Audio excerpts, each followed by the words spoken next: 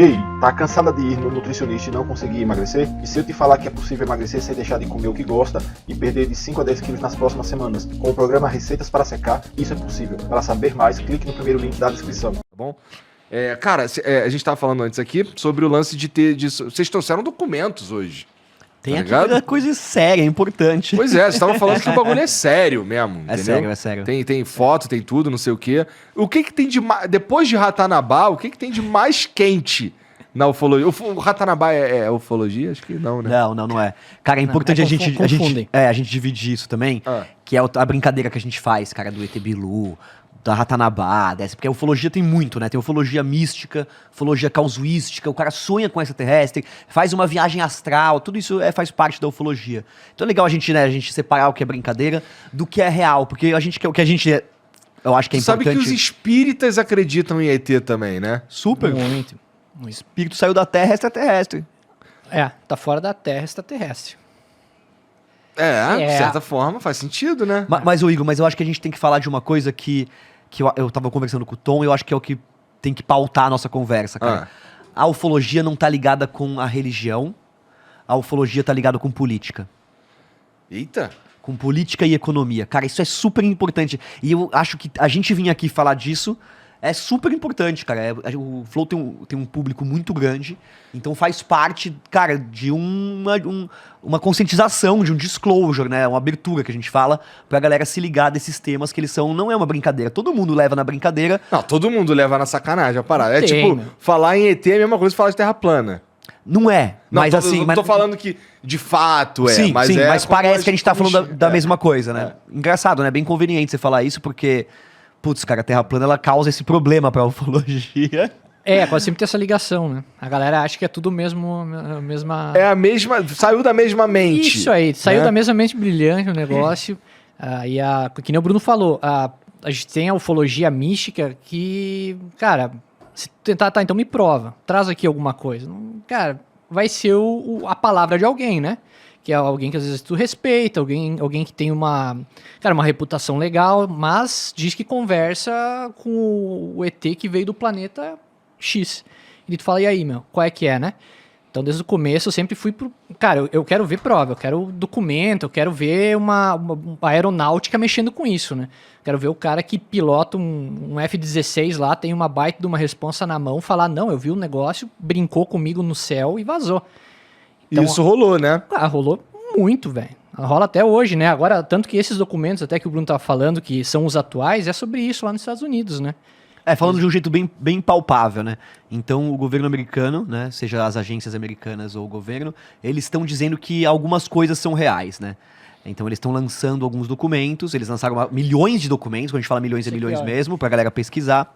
E algumas coisas... O problema é justamente esse, né? Que eles lançam milhões de documentos e tu se vira pra garimpar isso daí. Ô, Tom, por que tu botou um papelzinho diferente aqui, o caralho? Pra meter medo, né? Os outros tudo em português, né? Tudo riscado. Não, mas esse aí, cara, ele saiu o relatório final, daí eu falei, cara, eu vou traduzir isso aqui porque eu quero pegar os detalhes, velho. E tem muita coisa boa, cara. E ali eles provam que eles conseguiram filtrar muita coisa do que os pilotos viram, né?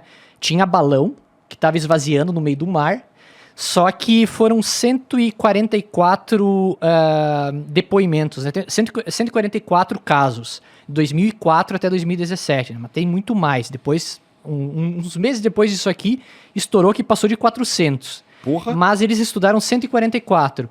143 eles não sabiam identificar. Só um eles identificaram que foi esse balão.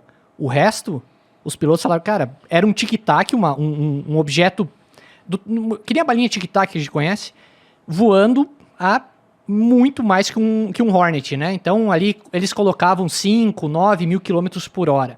E era aquele lance de fazer umas manobras que não dá pra fazer? Os tic-tacs, eles são, assim, catalogados desde 1945, se eu não me engano, 40 e pouco, né? Segunda Guerra.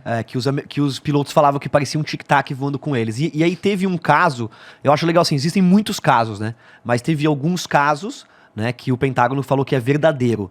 Então, Tom, conta dos casos que o Pentágono disse que é verdadeiro, como, por exemplo, o caso onde a gente tem aquele... como é que chama aquele lugar onde os aviões pousam no meio do mar? Um porta-avião. Um porta-avião, né? Então eles falaram que esse caso é real, que o porta-avião ficou junto com os extraterrestres durante semanas e teve, assim, perseguições. Tom, conta um pouco desse caso. Esse relatório aí é sobre isso. O USS Nimitz, em 2004... eles tiveram contato, foi um navio, estava lá fazendo os treinamentos dele, e esses objetos ficaram por dias parados em volta. Eles apareciam num lado, apareciam no outro, e eles iam anotando, iam observando. O questionamento maior desse... Isso em que ano? Isso em 2004. Tá. 2004 já dava pra se comunicar. Cara, já tinha tecnologia pra caramba, E né? até pra voar em alta velocidade. Eram que aviões que eram, Tom? Eram os Hornet. Uns caças, né, dos Estados Unidos lá. E eles ficaram parados por dias e dias ali, e esses caças faziam averiguação desses objetos. Não eram que eles ficavam o tempo inteiro perseguindo ou brincando. Eles sabiam que eles estavam lá observando o navio, e eles estavam... O pessoal do navio estava observando eles. Então eles já sabiam do perigo que podia ser aquilo lá, e que, ao mesmo tempo que poderia ser perigoso eles tentarem alguma coisa de atirar contra eles, eles sabiam que se eles deixassem aqueles objetos quietos lá, eles também não iam fazer nada. Então isso ficou por dias assim. E tanto os pilotos quanto o pessoal do radar, todo mundo deu depoimento. Só que em 2004, 2017, isso foi tudo arquivado. Muita gente pediu demissão dos cargos e tal, né? E depois de 2017, quando veio à tona tudo isso, os caras falaram, pô, ali, ó, era aquilo que a gente tinha visto. E daí agora explodiu tudo. Daí isso veio à tona porque o próprio governo liberou essas paradas. Isso. O pessoal, o Tom DeLonge, do Blink, né? O Tom DeLonge foi super importante. É uma das pessoas importantes para fazer a pressão suficiente no governo para eles liberarem. É interessante porque você vê o quê? Que existe um projeto de desacobertamento atual. Mas...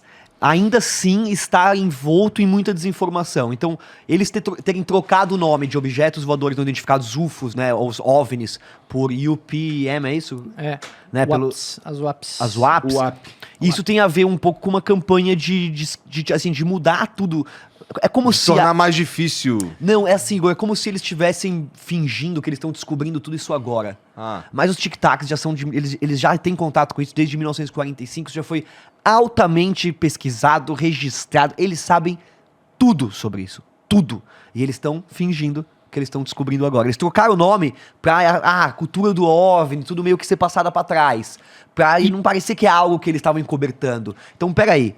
Quer dizer que vocês descobriram que essas luzes estão em volta dos caças, em volta das ogivas nucleares, isso é uma novidade?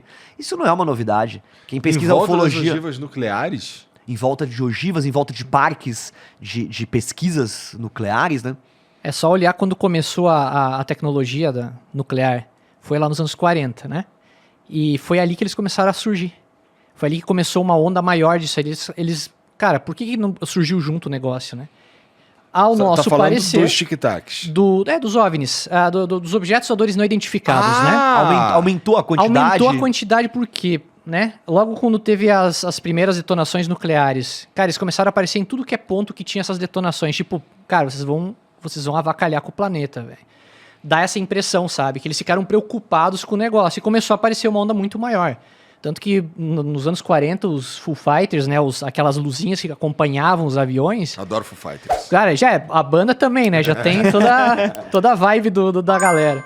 E a partir daí, cara, da guerra, aumentou drasticamente o negócio, assim. Foi absurdo, né? Agora, colocar os WAPs, né? Trocar OVNIs, o termo objeto voador não identificado, é um objeto. É alguma coisa inteligente que tá lá voando, né? Por WAPs fica melhor, porque é um fenômeno aéreo não identificado. Então, não é só um objeto. Se for o Batman, já entra nessa categoria. Se for um balão meteorológico, entra na categoria. Aí fudeu, atrapalha ainda mais. Atrapalha muito. Mas é uma coisa nova. Você fala OVNI, mas peraí, OVNI, as pessoas estão falando disso faz 80 anos. Não é OVNI. OVNI é aquela viagem deles, a gente tá falando de uma outra coisa. Mas assim, quem pesquisa isso, se você pegar, a gente se juntou, eu e o Tom, a gente tem livros que são antigos, livros de sebo sobre ufologia, e eles falam a mesma coisa que a gente tá falando hoje. Ou seja, a gente já sabe de tudo. As agências secretas, os orçamentos negros, eles já sabem de tudo desde 1940 e pouco. E poucos,